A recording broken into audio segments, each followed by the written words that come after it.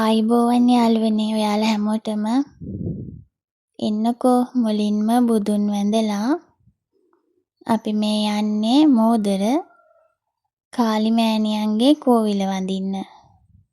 මෙතන ප්‍රධාන හැම දෙවි කෙනෙකුටම වගේ ලොක්සාල කෝවිල් තියෙනවා.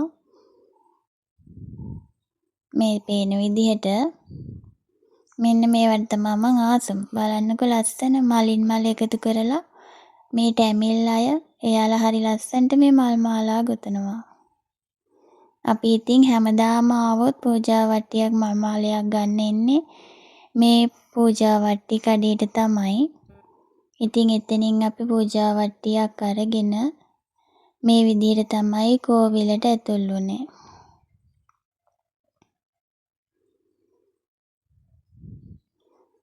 අද ගොඩක් පිරිස හිටියේ නැහැ. අපි මේ දවල් වෙලාවක තමයි ආවේ අඟහරුවාදා දවසක.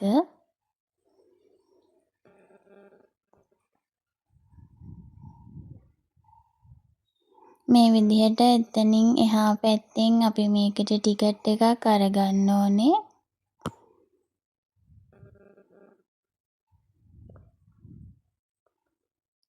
අරගෙන පඳුරු තියලා ඊට පස්සේ ආවා කාලිමෑණියන්ගේ ප්‍රධානම පූජා කුටියට. මේ පේන්නේ රතු පාටින් එතන. කැවිලි පළතුරු පූජා වට්ටිය පිළිගන්නලා මල් මාලිකුත් දාලා මේ තියෙන්නේ කෝවිල ඇතුලේ තියෙන කාලිමෑණියන්ගේ ප්‍රධානම පිළිමේ. අපි මේ ඉන්නේ පූජකතුමා එනකම්. අපි එද්දී එයා එතන හිටියේ නැහැ. ඊට පස්සේ මේ විදිහට හැමෝම කරනවා වගේ පූජා වට්ටියේ තියෙන පොල් ගෙඩිය මෙතන ගහනවා. මෙතන තියෙන්නේ වෙනම එහා පැත්තට වෙන්න. ඉතින් ඒ ටික කරලා මෙන්න මෙතන මේ. ටිකක් වෙලා ඉඳලා පූජා වට්ටියත් හැමෝටම බෙදලා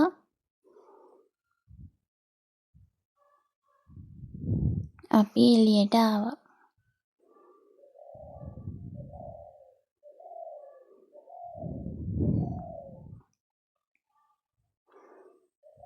අඟහරුවාදා සිකුරාදා දවස්වලට මුළු දවසම කෝවිල විවෘතව තියෙනවා. අනෙක් දවස්වලට දවාලට වහනවනේ.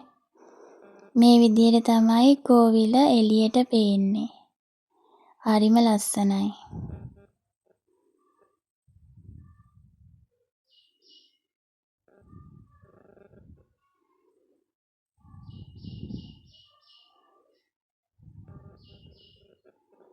මේ යාළගේ කැටයම්.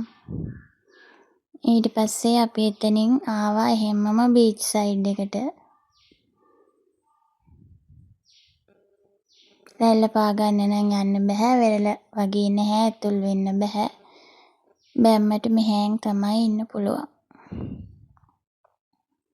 මොකද කියන්නේ ඉතින් කොහොමත් මුළු දවසක් වුණත් බලාගෙන ඉන්න පුළුවන් හිත නිවෙන තැනක්නේ.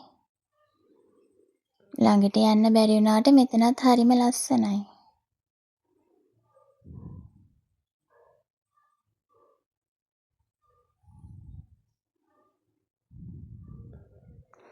ඉතින් ඔන්න ඔය විදිහට තමයි අපේ මෝදර කාලිමෑණියන්ගේ කෝවිල් ගමන අපි ගිහින් ආවේ.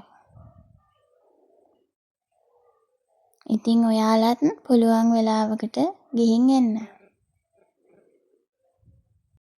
ඉතින් ඔයාලට ගොඩක් ස්තුතියි මගේ වීඩියෝ එක බැලුවට.